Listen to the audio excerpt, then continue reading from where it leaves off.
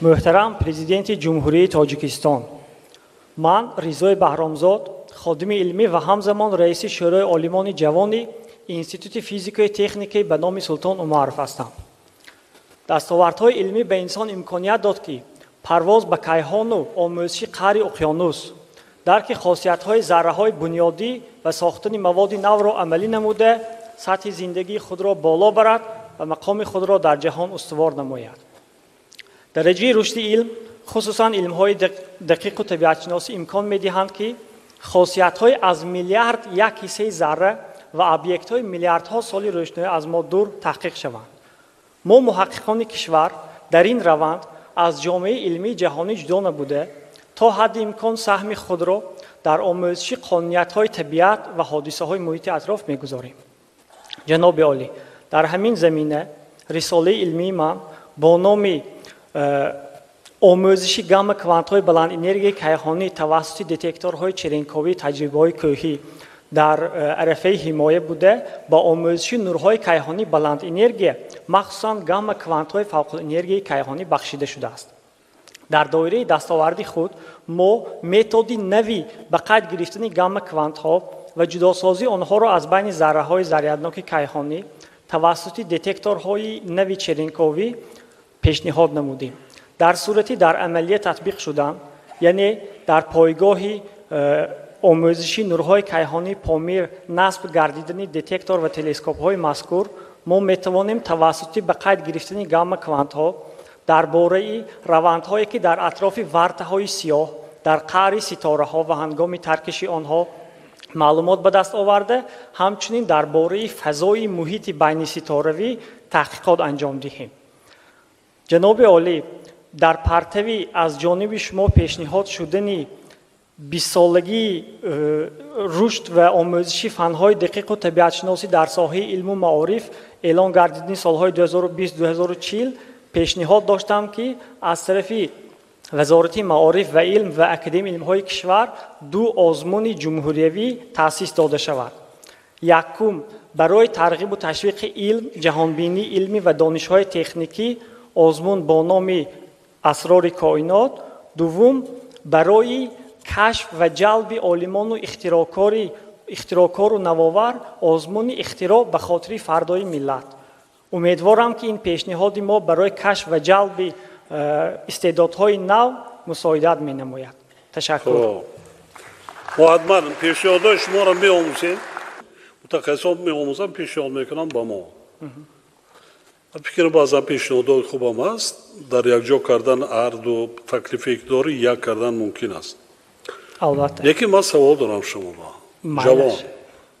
ман мавзӯи мара ба фикрам бисёре нафаҳмидем. мо чӣ кор кунем ки кадом роҳ аст? он чизи роҳҳое ки ман мефаҳмидам ба он дараҷае ки фаҳмидам ман гуфтам.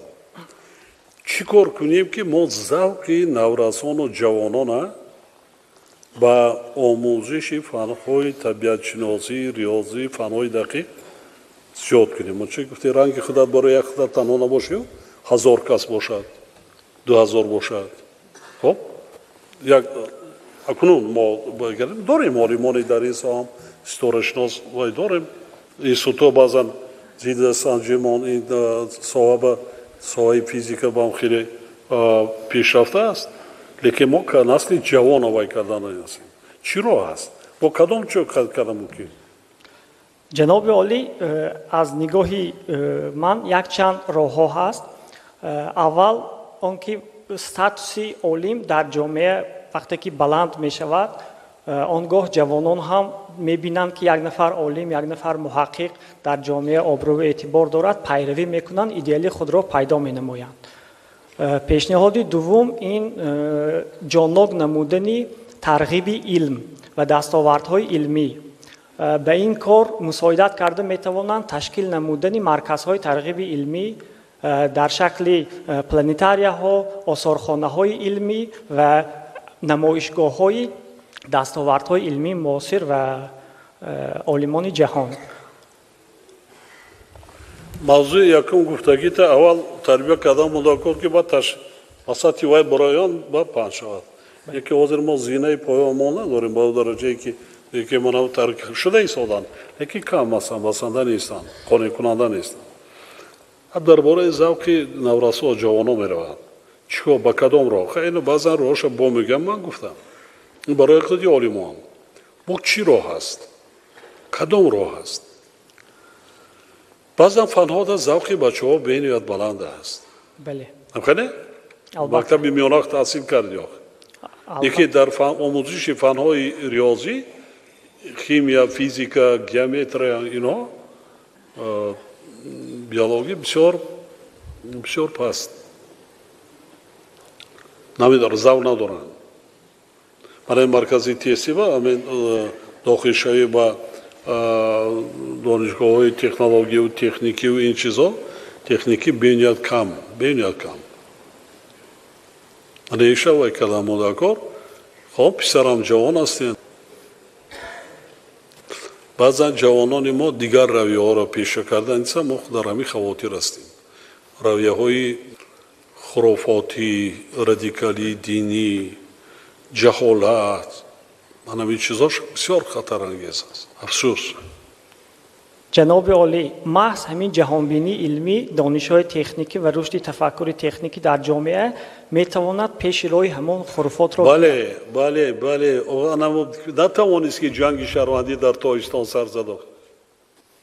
آنها خرافات گفته است هم حزب و حرکت‌های رادیکالی دینی زیدی پیشرفت و ترقیات علم است. البته که ما تشبوس در دست ما گرفته وای نمیکنیم. ببینید صدرالدین عینی را خوانید اثرش چی درباره چگونه وای میکردن یا که آلیمانی دیگر گذشته ما را خوانید چگونه اثبات کردن هر برای ستاره شناسی و دیگر قربانشون کردن که تو دروغ میگوی ضد خدا وای میکنی.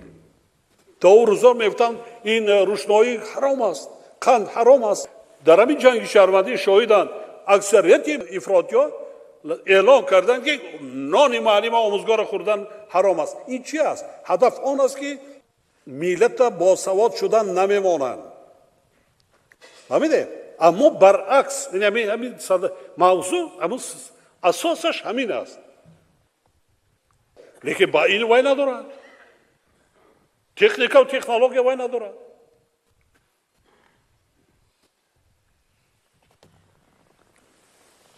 همین نیست رفیقا. همین است. انا به بسیار حالت اهل زیای مملکت عالمان و دانشمندان دیده ای دانسته جواب نمیگوییم، جواب قاطع نمیدیم، یا میترسیم یا دروغ هستیم. دروغ است. افسانه قطعی دولت پیش نمیره. برای همین اهل زیای مملکت عالمان و دانشمندان پیش از همه تکیه برای چی ملت باسواد باشد. سطح معرفت نوکی مردم بلند برداشتن. ما دکار راه و وسیله‌اش گفتیم از باغچه بچه‌ها سر کرد. نسل جوان نرود. ببینید تمامی بدبخت‌های دنیا کی را استفاده می‌برند؟ همون جوانایی که مطالعه کردیم از سال 90 همونایی که جهاد کردن و مجاهد گفتن تروریست شدن تا این روزا رفته و دستور عراق می جنگن همین خیلی مرده وای کرد رفته ایستادن. اکثریتشان مکتب نخواندن، از مکتب تعلیم بیرون موندن یا خواندن سواد کافی ندارن، نامشان ننوشته نمیتونن. فناتیزم، علم، مکتب در روبروی شهر نویا در این ولایت ها هستیم. در 2 سال آیات سال 30 سالگی پر ساحه معرفه باید حل فصل کرده مدکر رئیس های شهر نویا و ولایت ها پر حل فصل کرده مدکر نمیده ریتان بسیار ریتان که جوانان نورسا از مکتب بیرون نمانند. شرایط مهیا کنیم. پیش از همه غم انسان را خوردن در کار. غم انسان، غم آدم،